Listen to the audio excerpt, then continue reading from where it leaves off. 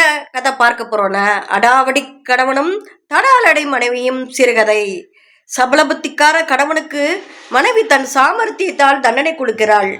அவ என்ன தண்டனை கொடுக்கிறா என்பதை பார்ப்போமா? வாங்க வீடியோக்குள்ள போகலாம்.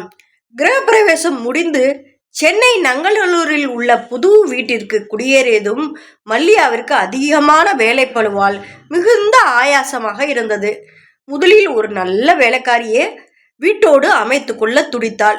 பல பேரிடம் சொல்லி வைத்தாள். மல்லிகா ஒரு சீரியல் பைத்தியம்.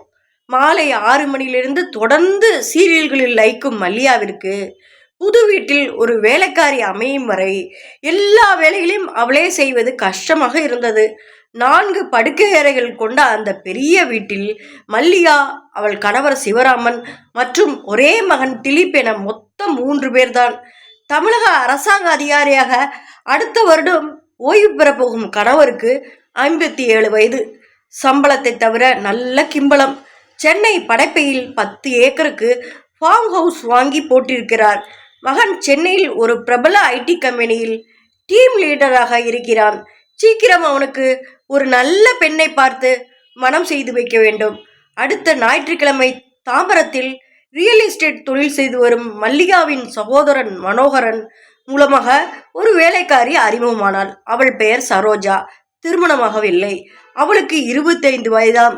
ஆனால் பார்ப்பதற்கு ஏகத்துக்கும் ஆடனாக, புஷ்டியாக, மதர்ப்பாக இருந்தாள். அழகாக இருந்தாள் என்றும் சொல்லலாம். மல்லிகா, சிவராமன், திலீப், மனோகரன் 4வரும் அவளை விலாவரியாக இன்டர்வியூ செய்து ஒரு மனதாக அவளை தேர்வு செய்தனர். வாரம் 1 நாள், வாரம் 2 நாள் தினசரி செய்ய வேண்டிய வேலைகளை மல்லிகா அவளிடம் விவரித்தாள். சரோஜாவுக்கு மாத சம்பளம் 5000. தினமும் டிஃபன், காஃபி, சாப்பாடு மற்றும் அவள் தங்கிக் கொள்ள டெரஸ் ரூம் என்று முடிவாயிற்று. சரோஜா அனைத்து வேலைகளையும் உடனடியாக கற்றுக்கொண்டாள். மல்லிகாவிடம் நல்ல பெயர் வாங்கிவிட்டாள். எப்போதும் சிரித்தபடி வேலையில் சுறுசுறுப்பாக இருந்தாள். நாளடைவில் அந்த வீட்டில் ஒருத்தியாகி போனாள். அது தவிர அவள் மல்லிகாவின் மகன் திலீப்புடன் அதிக நட்புடன் பழகினாள். அப்போதுதான் மல்லிகாவிற்கு அந்த பயம் உதிக்க ஆரம்பித்தது. அவள் மாலை 7 மணிக்கு விஜய் டிவியில் பார்க்கும் ராஜாராணி சீரியலும் இரவு 9 மணிக்கு ஜீ தமிழில் பார்க்கும் செம்பருத்தி சீரியலும் அடிக்கடி மனதில் தோன்றி அவளை பயமுறுத்தின. ஏனெனில் அந்த சீரியலில் வீட்டில் வேலை செய்யும் வேலைக்காரிகள் அந்த வீட்டின் திருமணமாகாத மகன்களை காதலிக்க தொடங்கி குடும்பத்தில் ஏகப்பட்ட குழப்பத்திற்கு வித்திட்டு விடுவார்கள்.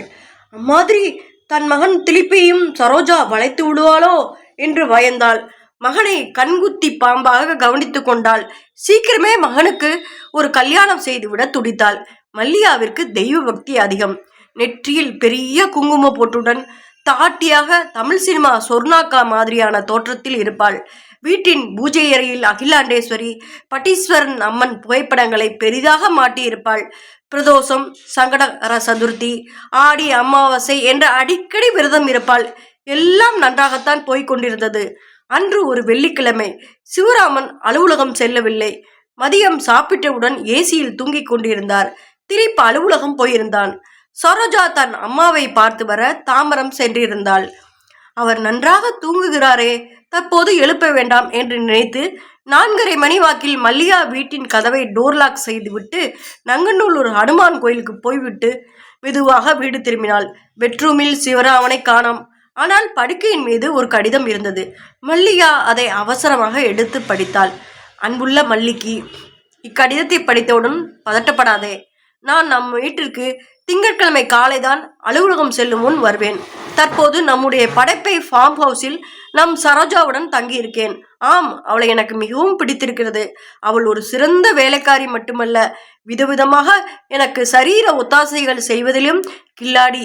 அவளை நம் படைப்பை ஃபார்ம் ஹவுஸில் நிரந்தரமாக என்னுடைய ஆசை நாயக குடி வைத்துள்ளேன். நம் நங்கநல்லூர் வீட்டிற்கு இனி அவள் வரமாட்டாள். தயவு செய்து இதை பெரிதுபடுத்தி ஆர்ப்பாட்டம் செய்யாதே. சமீபத்தில் பாரத நாட்டில் சுப்ரீம் கோர்ட்டே இம்மாதிரியான தகாத உறவுகளை தவறில்லை என்று சொல்லிவிட்டது. உன்னை பொறுத்தவரை இது தகாத உறவாக இருக்கலாம். ஆனால் எனக்கு இது மிகவும் தேவையான தகும் உறவு. என்னுடைய இந்த புதிய ரசனையால் யாருக்கும் எந்த சேதாரமும் இல்லை. எனவே கோபத்தில் போலீஸ் கீழீஸ் என்று நீ போனாலும் இது ஒரு தண்டனைக்குரிய குற்றம் அல்ல. திலீப்புக்கு எதுவும் தெரிய வேண்டாம். ரகசியம் காப்பது உன் கடமை. திங்கட்கிழமை காலை பார்க்கலாம். உன் கணவன் சிவராமன். கடிதத்தை படித்த மல்லிகா ஆடி போனாள். உடனே பூஜை அறைக்கு சென்று 10 நிமிடங்கள் அமைதியாக அமர்ந்திருந்தாள். வெளியே வந்தபோது அவள் மனதில் துல்லியமாக ஒரு திட்டம் இருந்தது. தாம்பரத்தில் வசிக்கும் அவள் சகோதரன் மனோகரனை உடனே வீட்டுக்கு வர சொன்னாள். மனோகரன் இரவு வீடு 8 மணிக்கு வந்தான். அவனிடம் சிவராமன் எழுதிய கடிதத்தை கொடுத்து படிக்கச் சொன்னாள். என்னக்கா இந்த வயசுல மாமா இப்படி புத்திக்கிட்டு அலையிறாரு? ஆமாண்டா மனோ, இது என்ன சுப்ரீம் கோர்ட் சொல்லிச்சான்? ஆமா, அந்த ஜட்ஜு நாய்ங்களுக்கு வேற வேலை என்ன?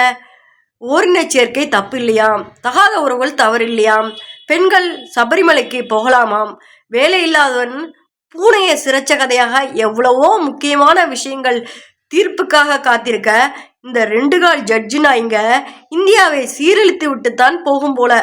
சுப்ரீம் கோர்ட்டாம். அடி ஈரச்செருப்பால, கோயில்களின் புனிதங்களுக்கும் கோர்ட்டுக்கும் என்ன சம்பந்தம்? ஆண்களுக்கு சமம் என்று சொல்லி பெண்களையும் சட்டையணியாமல் கோவிலுக்கு போகச் சொல்வார்களா? அல்லது ஆண்களை சட்டையுடன் அனுமதிப்பார்களா? அசிங்கமான பரதேசி நாய்கள். சரி, அதை விடு. நான் ஒன்று சொன்னா அக்காவுக்காக ரகசியமா செய்வியா? சொல்லுக்கா, நீ என்ன சொன்னாலும் செய்யறே. நீ உடனே நம்ம இன்னோவாவை எடுத்துக்க, நீயே ஓட்டிட்டு போ. உன்னோட நம்பிக்கையான ரியல் எஸ்டேட் அடிதடி ஆளுங்களை உருட்டுக்கட்டையோட படப்பை ஃபார்ம் ஹவுஸ்க்கு கூட்டிட்டு போ. நீ மட்டும் அடையாளம் தெரியாமல் இருக்க, மாஸ்க் போட்டுக்க.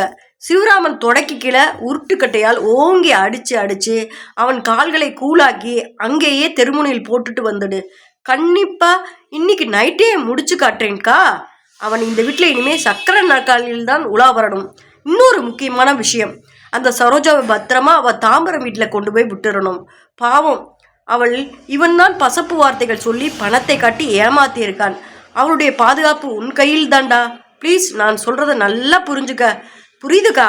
மனோகர் உடனே நம்பிக்கையான 5 அடியாளுங்களுக்கு ஃபோன் செய்து அவர்களை தயார் செய்தான். 9 மணிக்கு இன்னோவாவை எடுத்துக்கொண்டு சீறி கிளம்பினான். திலீப் அலுவலகத்திலிருந்து 9:30 மணிக்கு வீடு திரும்பினான். மறுநாள் சனிக்கிழமை. திலீப் காலை 8 மணிக்கு அம்மாவுடன் காப்பி குடித்து கொண்டிருந்தான். அவனுக்கு மொபைலில் அழைப்பு வந்தது. எடுத்து பேசினான். ஹலோ, உங்க பேர் திலீப்பா? ஆமாங்க, நீங்க யாரு?